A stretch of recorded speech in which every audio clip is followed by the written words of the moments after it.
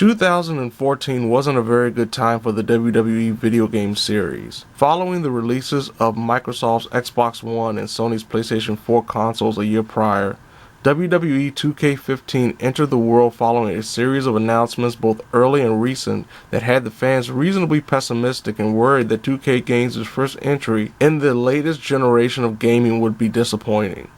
Sadly, for almost everyone, the low expectations were proven valid, as WWE 2K15 came across as a beta version of what could have been the next enjoyable evolution in the franchise. Thankfully for the series, its creators turned out what should have been its 8th generation console debut with WWE 2K16. Everything from its gameplay to its mode offerings were more robust and satisfying than almost anything its predecessor offered. WWE 2K17 proved to be more of a mixed bag than one would have expected, as improved gameplay and a fantastic roster was marred by another mundane attempt at My Career mode and glitches that caused everything from hard crashes to corrupted saves. Unlike my thought process coming into 2K17, I cautiously popped in 2K18 with the belief this would be more of the same without the lofty promises of greatness or significant improvements.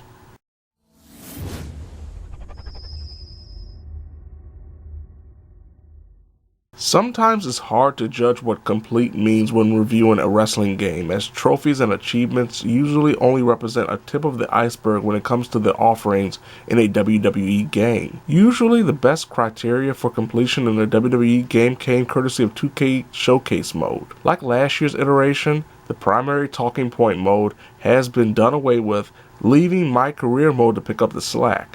The standalone mode allows a player to create his or her own wrestler, male only, and take that individual through the WWE title ranks in hopes of achieving the WWE World Heavyweight Championship or WWE Universal title depending on the brand. My time with this year's version of My Career mode didn't take half as long as last year's grind, around 12 hours, before my character achieved WWE World Heavyweight Champion status and completed the mode's main story, to leave him wandering around the backstage area, picking fights and completing side quests. There are other things to keep a person busy, from online competition to creating your own WWE universe.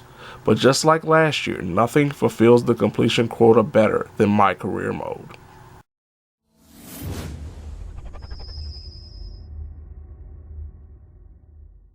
Rather than abandon what worked last year, 2K17 sees an improvement on the somewhat overhauled gameplay that pushed the series further down the rabbit hole of simulation gaming similar to the N64 games.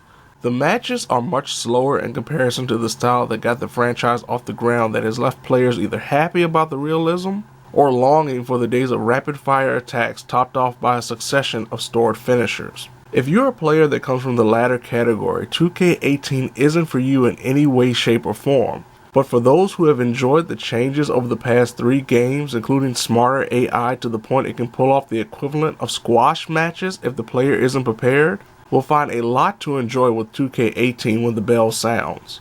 A majority of the implementations seen in the last 3 predecessors return in 2K18, including the reversal meter, the stamina meter, the rock, paper, scissors like collar and elbow tie-up sequence that can occur at the start of a match, the overhauled taunt system that can give a character a temporary momentum or damage buff, and the rollout system where a character taking a good amount of damage in a multi-person match will roll out of the ring to recover and potentially get a buff for completing the sequence or a debuff for using the early recovery to get up faster and re-enter the fray that will leave the grappler weakened and vulnerable to being knocked out of the ring again. The rollout system is still a great implementation, but didn't get the fine-tuning it needed coming off the last game. The submission wheel, where the character looking to complete the submission, represented by the red bar, must catch the opponent's blue bar while inside a small circle, also returns from the last 2 games, alongside an alternate submission system that involves a lot of button tapping, similar to the minigame found in the Royal Rumble match.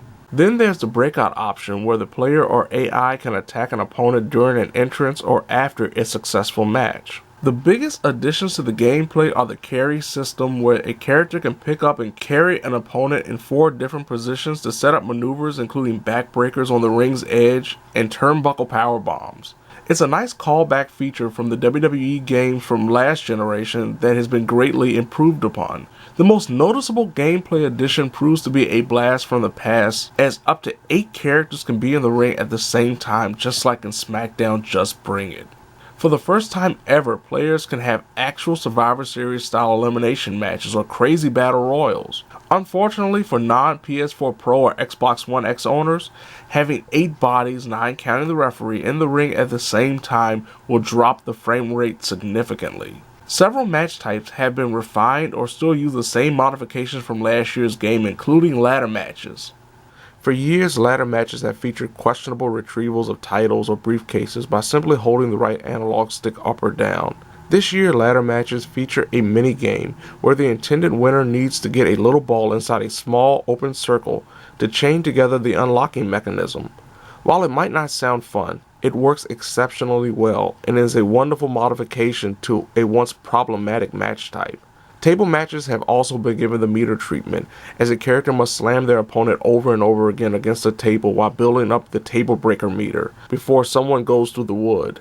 Unlike the ladder match improvement, the table meter doesn't really work, as someone can go off the apron and through a table for a short victory with no meter needed. The biggest change in a match type has to go to the Royal Rumble match, as eliminations can now occur from a variety of ways, including the meter option similar to the one used in the submission system's button mashing scenario, and even simple running clotheslines on someone stuck against the ropes. There are also rollout buffs in the Rumble match that sees the character resting under the bottom rope with the same risk or reward system as the regular rollout system. For some reason as well, we can't have all women Royal Rumble matches. Backstage brawls return, and outside of the parking lot area featuring a big rig trailer that can be climbed and people thrown off of, and the most annoying equipment boxes ever, there is not much differing this year's version from the last. Creation enthusiasts are in for a treat yet again. The creation of a wrestler is helped by one of the most robust facial transformation systems ever, as well as the return of importing a picture of someone's face to place on a generic call to almost instantly put that person in the game. There are plenty of options in regards to clothing and hair, including the ability to stack shirts and pants, and even dyeing hair. Without much change from last year's iteration, including body shaping that still isn't as good as the version seen 2 games ago. The other creator modes are getting better with each iteration of this generation, including a reformatting of creator entrance, show, arena, championship, and video. There's also the new custom matches, where the player can create their own style of match, like a 2 out of 3 falls held in a cell bout. Unfortunately, the limitations are obvious when it comes to custom matches. These extra creation modes are exceptional and better than most of its predecessors in every way, including community creations where the player can download everything from calls to custom logos from people around the world that works a lot smoother this time around compared to 2K17. All this ties in perfectly with the practically untouched universe mode, where a player can create shows, rivalries, and loosely held together storylines. While not as glitchy as last year's version, universe mode is exactly how 2K left it a game ago, which is rather unfortunate considering there are many ways to improve the mode without a complete overhaul. While universe mode really isn't better or worse than last year's iteration, my career mode is a further example of how flawed the idea and execution is after 4 games. While last year promised to be an expansion of what was originally seen in 2K16, this time around it goes back to a mixture of 2K15 and 2K16's offerings with a rag to riches story that concludes with the player-made character winning the top championship of a specific brand. Between that time learning under the former Prince Albert and reaching the mecca of pro wrestling, the player can take on matches, complete promos, with the promo system from the last game returning with a better, more cohesive writing style, but still features that odd pantomiming that doesn't necessarily reward proper follow-ups to statements made during the promo. Complete mundane side quests, including performing a run-in or winning a series of matches by submission or even instigating a backstage brawl, that are activated by speaking to certain superstars while awkwardly walking around the same backstage area you can fight in, and most importantly, become a fan favorite bucking the authority, or turn into a corporate man who is molded into the next big thing by the McMahon family. Depending on what side of the fence the player chooses to be on, their character will unlock options for more moves, clothing, and even the ability to change the card. Unfortunately, it's very easy to ride the fence and end up only getting half of the options before My Career's main story concludes, leaving a lot of grinding to get the required amount of points necessary for upgrading. Actually, grinding is a big part of this year's version as well, thanks to the output or lack thereof of virtual currency or VC. Virtual currency in this game is used both to unlock legendary wrestlers such as Ric Flair to fill out the already impressive roster or classic championships and arenas, or more specifically for My Career mode, moves and abilities and skills for the character. The reason the low VC output is bad is due to the fact almost everything in My Career mode is behind the VC paywall. A majority of the appearance customization options, moves, skills, and abilities can only be unlocked by paying with VC. That wouldn't be too big of a problem if My Career purchases weren't also tied to loot boxes. For some odd reason, loot boxes, which can only be bought with VC and not real money, have found their way into a WWE game. And when those randomly generated boxes make a rare appearance for completing a side quest or some random moment, it can unlock those creation parts that the player has to spend more VC to unlock the supposed unlocked items so they can be used in My Career mode. That means the player has to mostly pay for any loot box, then pay a fee to use those unlocked items. It doesn't make any sense and turns My Career into a daunting experience, even if the story itself is streamlined, more cohesive, and a lot more entertaining than any of the previous offerings. When you're not stuck with some near impossible match objective the player must complete to continue the story, like win the Money in the Bank ladder match with an overall level 60 character, taking on the likes of John Cena, Roman Reigns, and Dean Ambrose at the same time. The only explanation for the low VC output is 2K wanting more people to pay up to $15 for the Accelerator Pack and or My Career Kickstart DLC packs that unlock everything and gives a one-time VC boost respectively, or buy the game's deluxe edition to get both packs. For the first time, My Career felt like it was on the right track of delivering a truly memorable mode for all the right reasons, only to become an unnecessary grind thanks to those loot boxes and low amount of VC. My Career is in actuality under the much larger My Player banner, thanks to the online offering Road to Glory, specifically made for players taking their My Career wrestlers online to fight for main event spots on special pay-per-view events held around the same time as the actual WWE special events to earn all those pretty loot boxes. The usual online modes are also available for those who simply want to play as a WWE superstar, but there's still that problem with the laggy connections causing problems with the pin system where the person getting counted down can't kick out.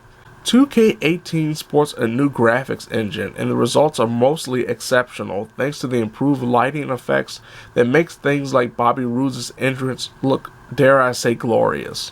Some character models and faces, however, really look rough around the edges, including Shinsuke Nakamura, and the animations can still be oddly robotic and stiff.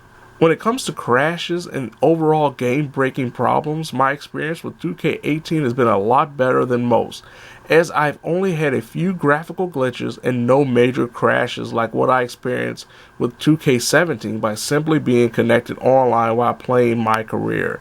Commentary still leaves something to be desired thanks to frequent inconsistencies such as women being called he, and the redundant usage of the same phrase when talking about a particular wrestler. Coming off of 2K17, I felt very underwhelmed about the franchise's future outside of the in-ring action and the fantastic roster offering. 2K18 didn't do much to change my mind thanks to a disappointing lack of improvements to Universe Mode, odd decisions in regards to My Career mode, and what feels like the beginning of an incoming microtransaction era to WWE games.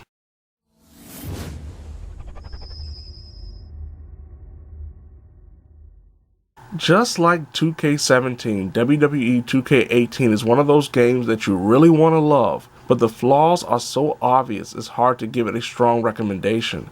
The gameplay bell to bell is just as good as last year's offering, meaning depending on what style you fancy from your wrestling games, it'll either be perfect or disappointing. The roster is incredible, and so are the creator modes. But for every step forward, there's a disappointing step back due to Universe Mode being no different than it was the year before, online action still being underwhelming due to server issues, and my career now having a strong foundation when it comes to storytelling, but hinders the player with low VC output and loot boxes. Just like 2K17, 2K18 simply feels good enough to warrant a purchase when it's on sale if you want a wrestling game for your 8th generation console or PC. Skip the last game, or always wanted to recreate your favorite Survivor Series match. It's becoming more and more obvious the WWE 2K series needs to be given the EA UFC Assassin's Creed treatment, by getting more than a single year of development to fully realize the commendable intentions they have when trying to improve so many facets of a pretty grandiose game. WWE 2K18 is a good game, but unfortunately, that's just it. Ain't no stopping him now. Look at this. Kofi Kingston looks to be in some pretty bad trouble here. How can he get out of this mess? I don't think this is how he envisioned this match going here tonight. I don't think he was properly prepared for the dangers. There it is. This one is over. This is Kofi Kingston's match now.